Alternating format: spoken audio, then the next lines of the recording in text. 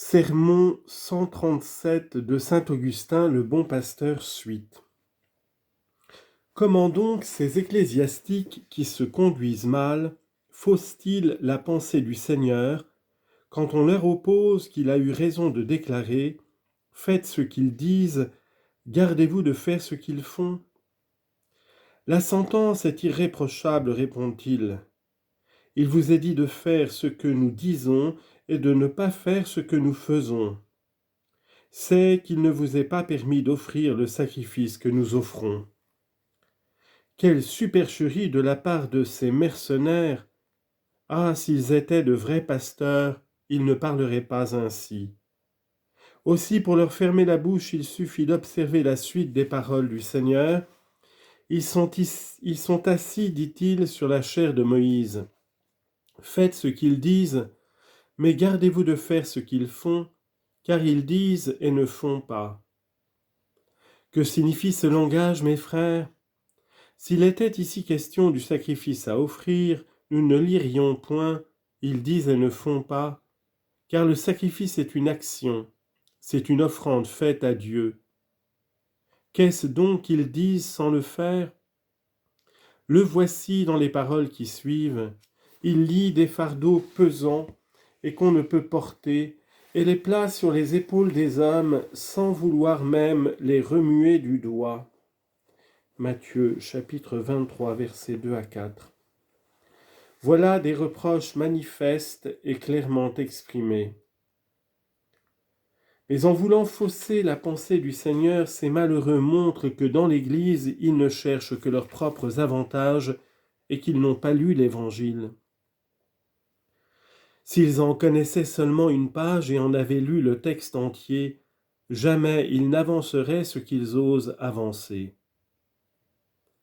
Voyez plus clairement encore qu'il y a dans l'Église de ces mauvais docteurs. On pourrait nous objecter que le Seigneur ne parlait que des pharisiens, que des scribes, que des juifs, et qu'il n'y a parmi nous personne qui leur ressemble. Quels sont alors ceux qu'envisage le Sauveur quand il s'écrie « Ce ne sont pas tous ceux qui me disent « Seigneur, Seigneur » qui entreront dans le royaume des cieux ?» Et quand il ajoute « Beaucoup me diront en ce jour-là, « Seigneur, n'est-ce pas en votre nom que nous avons prophétisé, en votre nom que nous avons fait beaucoup de miracles, et en votre nom que nous avons bu et mangé ?» Est-ce au nom du Christ que les Juifs font tout cela ? Il est évident toutefois qu'il ne s'agit ici que de ceux qui portent le nom du Christ. Et que dit ensuite le Sauveur ? « Je leur déclarerai alors, je ne vous ai jamais connus, éloignez-vous de moi, vous qui opérez l'iniquité. » Matthieu chapitre 7, versets 21 à 23. Prête l'oreille aux gémissements que l'apôtre répand sur eux. Les uns, disent-ils, annoncent l'évangile par charité, les autres par occasion, et ceux-ci ne l'annoncent pas avec droiture. Philippiens 1, 17. L'évangile est droit, mais eux ne le sont pas. Ce qu'ils annoncent est droit, mais eux ne sont pas droits. Pourquoi ne sont-ils pas droits ? Parce qu'ils cherchent dans l'Église autre chose que Dieu et ne cherchent pas Dieu même.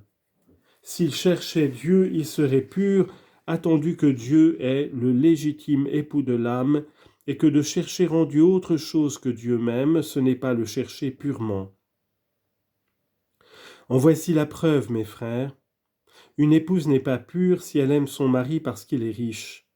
Ce n'est pas lui qu'elle aime alors, c'est plutôt son or. Mais si elle l'aime véritablement, elle l'aime jusque dans le dépouillement et l'indigence. En l'aimant parce qu'il est riche, que fera-t-elle si par suite des vicissitudes humaines, il vient à être proscrit et jeté tout à coup dans la misère ? Il est possible qu'elle le quitte. Ce serait la preuve qu'elle ne l'aimait pas, mais qu'elle aimait son bien.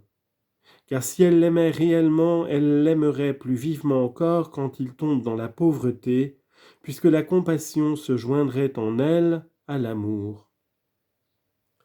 Et pourtant, mes frères, notre Dieu ne saurait tomber jamais dans la pauvreté. Il est riche, c'est lui qui a tout fait, le ciel et la terre, la mer et les anges. Tout ce que nous voyons et tout ce que nous ne voyons pas dans le ciel, c'est lui qui l'a fait. Mais nous ne devons pas aimer ses richesses, nous devons l'aimer lui-même, lui qui en est l'auteur, car il ne t'a promis que lui. Montre-lui quelque chose de plus précieux que lui et il te le donnera. La terre est belle, le ciel et les anges sont beaux, mais leur Créateur est plus beau encore.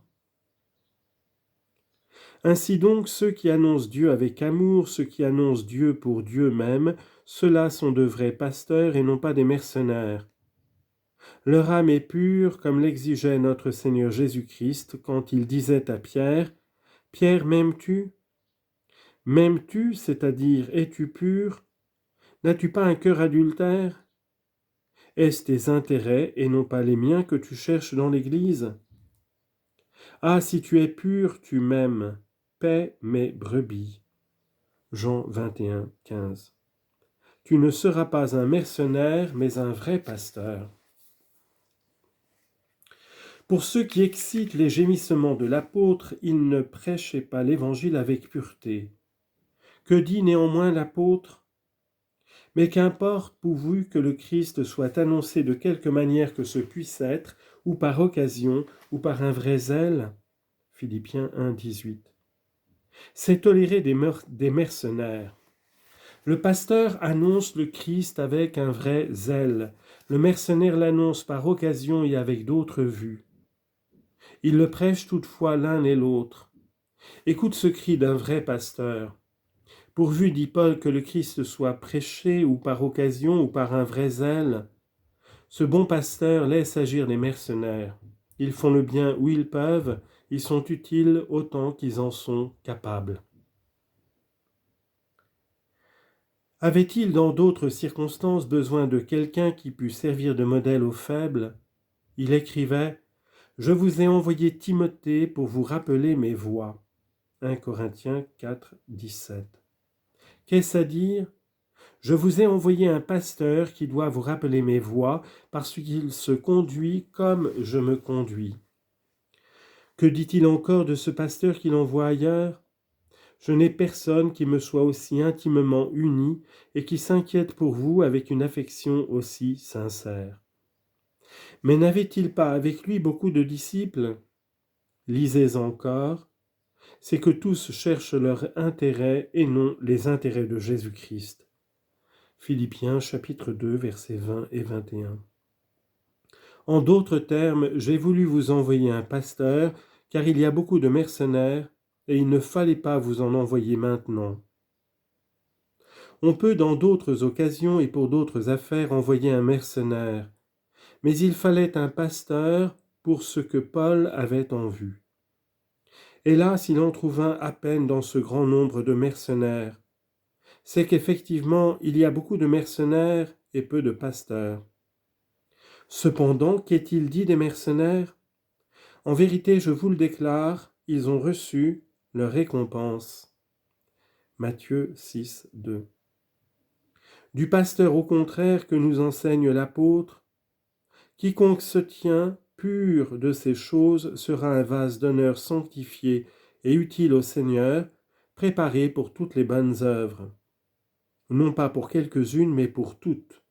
Préparé pour toutes les bonnes œuvres. 2 Timothée 2, 21. Voilà pour les pasteurs. Quant aux mercenaires, le mercenaire prend la fuite lorsqu'il voit le loup rôder autour des brebis. Ainsi s'exprime le Seigneur. Et pourquoi le mercenaire prend-il la fuite ? Parce qu'il n'a point souci des brebis.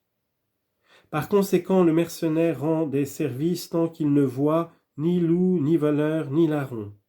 En voit-il, il prend la fuite. Quel mercenaire ne prend pas la fuite, ne sort pas de l'église lorsqu'il voit le loup et le larron ? Les loups et les larrons sont nombreux. Ce sont ceux-ci qui montent par ailleurs. Et quels sont ceux qui montent par ailleurs ? Ceux du parti de Donat, qui veulent faire proie des brebis de Jésus-Christ. Ils montent par ailleurs, ils n'entrent pas par le Christ, car ils ne sont pas humbles. Ils sont orgueilleux et ils montent. Qu'est-ce à dire, ils montent? Ils s'élèvent. D'où s'élèvent-ils? D'un parti, car ils prétendent porter le nom d'un parti. N'étant point dans l'unité, ils sont d'un parti, et c'est de ce parti qu'ils montent, qu'ils s'élèvent pour enlever les brebis. Voyez comment ils s'élèvent. C'est nous, disent-ils, qui sanctifions, c'est nous qui justifions, c'est nous qui faisons des justes. Voilà jusqu'où ils montent. Mais qui s'élève sera humilié. Luc 14, 11. Le Seigneur notre Dieu peut les humilier. Le loup désigne le diable. Or le diable et ceux qui marchent à sa suite cherchent à tromper. Aussi est-il dit qu'ils sont revêtus de peau de brebis et qu'intérieurement ils sont des loups rapaces. Matthieu 7, 15. Eh bien qu'un mercenaire voie quelqu'un mal parler, avoir des sentiments pernicieux pour son salut, faire des actes coupables et obscènes, malgré l'autorité qu'on lui connaît dans l'Église, où pourtant il n'est qu'un mercenaire puisqu'il y cherche son intérêt. Ce mercenaire, tout en voyant un homme périr dans son péché, être saisi au gosier et traîné par le loup au supplice, ne lui dira pas « tu fais mal » et ne lui fera aucun reproche par égard pour ses propres intérêts. N'est-ce pas fuir quand on voit le loup?